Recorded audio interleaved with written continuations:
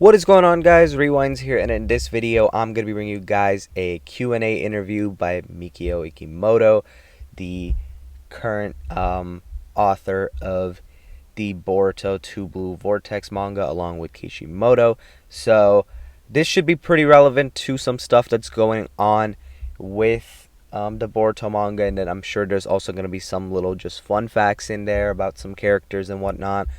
This has been out now since around when the chapter dropped on the 20th, or around the 19th, I want to say this came out. But unfortunately, I haven't really been by some of my recording equipment since the chapter dropped and I dropped my review, so that's why I'm making this a little bit later. But I definitely did still want to talk about it, and I haven't really had a chance to look at this myself in depth yet either, so I'm going to react to it a little bit as we go. The main thing I really know is just the one about Himawari. I did mention that in my spoiler video, I believe. But as for the rest of this, let's have a look. Shout out to Felix for the translations, and let's get started. So, question number 1 is, tell us why Boruto changed the way he called Sasuke.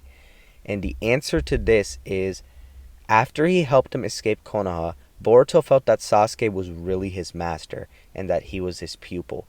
He started to call him Shisho/master the next day. Sasuke was reluctant about it at first, but he was indeed Boruto's master, so he gradually accepted it.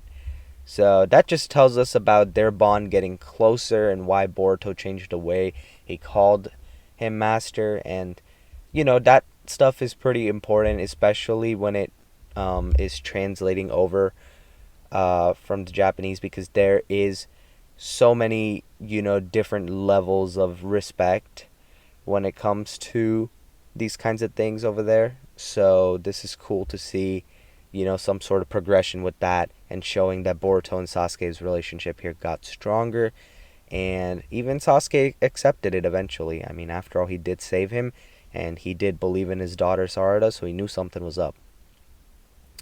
Question number 2. Ada and Damon have cosmic/space motif accessories on them. Why is that? So he says, I wanted them to stand out from usual Boruto/Naruto characters, and since they are two characters with extraordinary abilities, I thought a cosmic motif would suit their design. So, cool little reasoning right there for that. And I mean, I think it fits, especially considering the fact that they're cyborgs with godlike abilities, or at least, one with how Ada's Shinjutsu is, and then we know Damon's just a beast, especially from how he did Code back in part 1, and some of his reflection abilities and whatnot.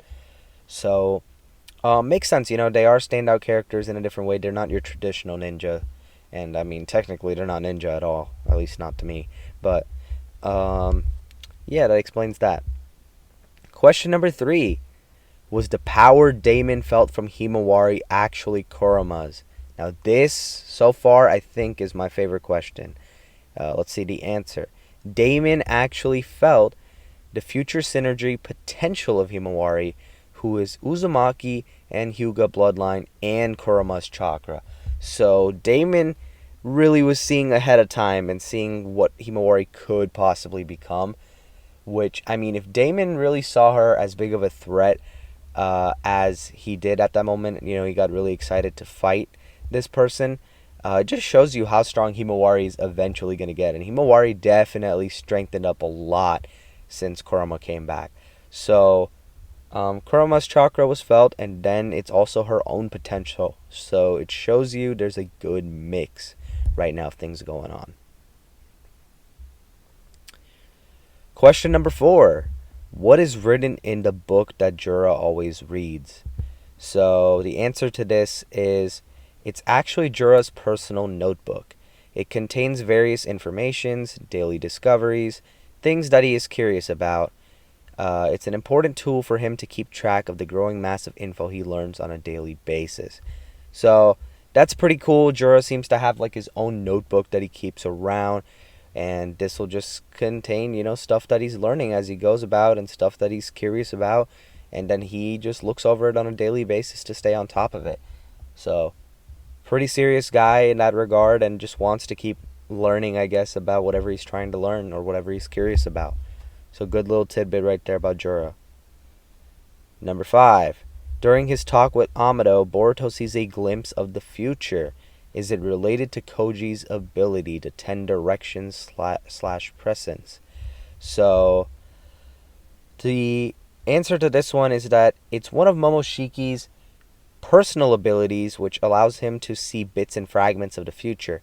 It may seem similar to Koji's ability in some ways, but unlike presence, it's not a Shinjutsu, and it's considered inferior in terms of performance. So this is basically like a lower version of what Koji's ability is, because we know Koji can see a lot. He can pretty much see everything in a lot of different paths.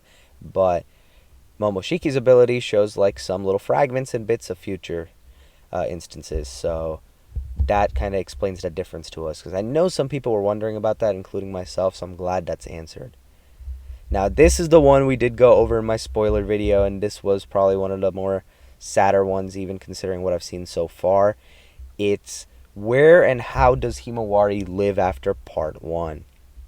So apparently at her own request, she lives alone in her family's home, and she feels that they will somehow return and wants to protect their home until they return. So this is honestly really sad to hear. So considering she lives alone there, just kind of keeping the place clean and protected, just to have some hope, that her family will be back.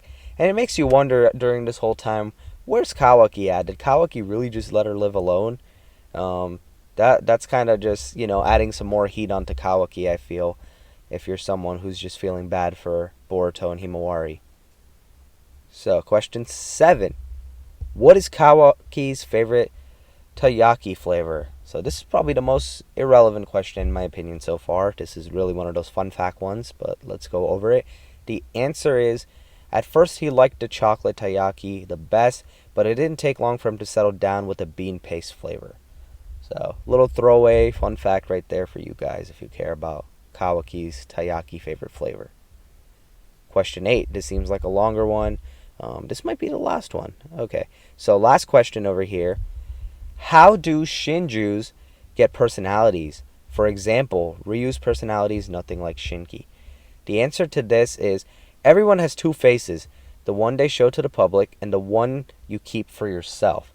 Something very useful to real society. Since Shinjus had just been born not too long ago, they don't have this notion. They are thus primitive and true to their instincts. Even if they give a different vibe from the original selves, this may be a hint to the original's true personality. So this just shows us, for example, that how Ryu is, it is very similar to what the true Shinki's like. And we know that Ryu, for example, has more of a sense of humor than what Shinki displayed. So that just shows you that deep down maybe Shinki has more of a sense of humor that he's not letting on. We also know that we kind of know Shinki doesn't like to lose, and Ryu showed that at the end too in that battle versus Sarada. So there was that as well. And when you look at Matsuri with how her obsession of Konohamaru is, you could maybe pinpoint it back to Moegi and kind of think that maybe that's something Moegi holds, deep down, or maybe it's something she hasn't realized to the fullest yet, to at least this extent where she's that crazy about him. Maybe she likes him, but not to this extreme level that Matsuri does, for example. But there are, connections. For example, they both try calling him Konohamaru-chan, right? So that's another instance of a similarity, though, because, Matsuri is technically the tree version of Moegi, right? We can look at Hidari, and we can see that, honestly, Hidari, I feel might be pretty similar to Sasuke in some regards. There isn't really much of a huge personality change that's been displayed yet, so I guess there's that to take account of as well. I'm forgetting at the moment the Shinju's name that looks like Bug, but that Shinju also is very similar to Bug's personality. So sometimes it's a little bit more obvious, and other times it feels like it's something that's kind of hidden within personality-wise. And honestly, overall, that's pretty cool to see. that we got this tidbit from this Q&A. All in all, really good stuff. I like this Shinju question. I like the question about Himawari. Those were two of the best ones. The Kawaki one was the lamest, I think, but I mean, it's just because it's a throwaway fun fact. This one about Momoshiki was pretty cool, and the ability. The Jurah book detail was cool, and then so was this one about the power that Damon felt. So overall, cool stuff. Cool Q&A. I liked what I got for info. Hopefully you guys did too. Let me know what you think in the comments below, but that's going to wrap up this one. If you guys did enjoy the video, be sure to hit the like button and subscribe to my channel if you guys are new. And as always, I hope you guys have a good day or night whenever you guys are watching this video. I'm Rewinds, and I'm out.